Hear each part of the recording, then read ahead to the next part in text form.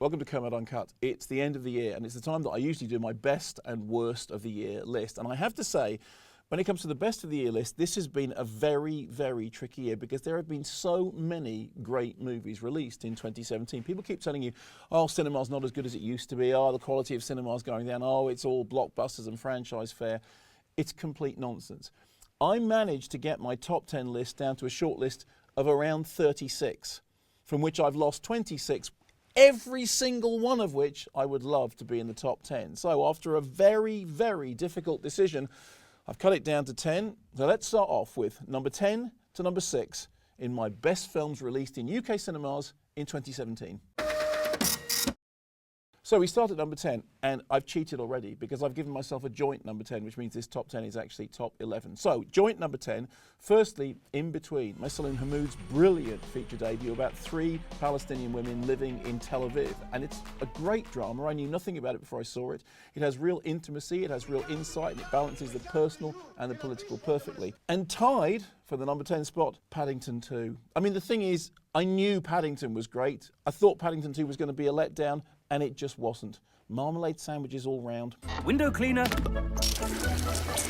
Ow.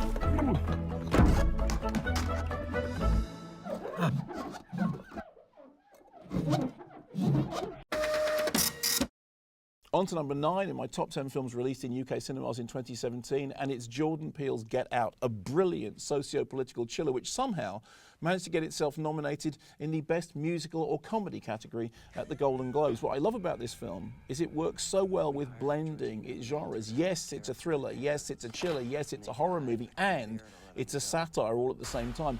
But it's very, very disturbing. It undercuts the audience's expectations. And when the director was asked to define it, he said, it's a documentary. Get out. Sorry, man. Get out! Yo!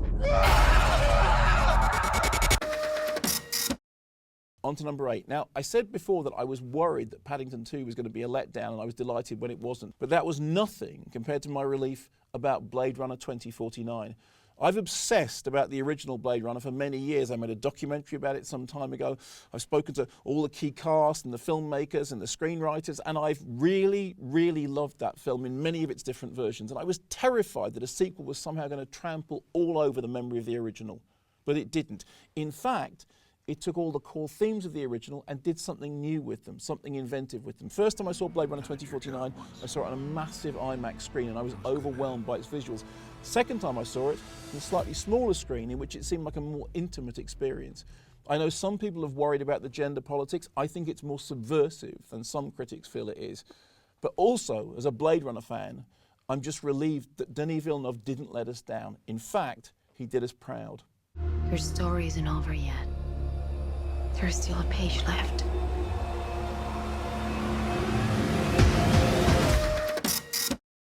Which brings us to number 7, and another film which kind of defies categorization. Toni Erdmann is technically a comedy. It's a story about an estranged father and daughter with a brilliant central performance by Sandra Huller. And yet, I know plenty of people who've seen Toni Erdmann who say, it's not funny. It's just really painful. It's just really difficult to watch because it's too truthful. What I love about Toni Erdmann is that it manages to do that thing that all really great satires do, to get under the skin of its characters. There are moments in it that make your skin almost crawl off your body with embarrassment.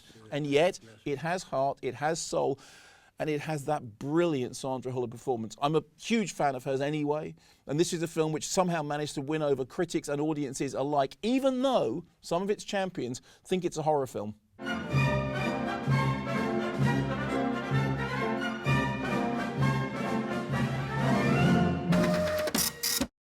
And so to number 6, and the first of 2 animations that have made it into my list of top 10 films released in UK cinemas in 2017. My Life as a Courgette is an extraordinary stop-motion animation that deals with a very difficult subject, abused kids attempting to find kinship in a care home.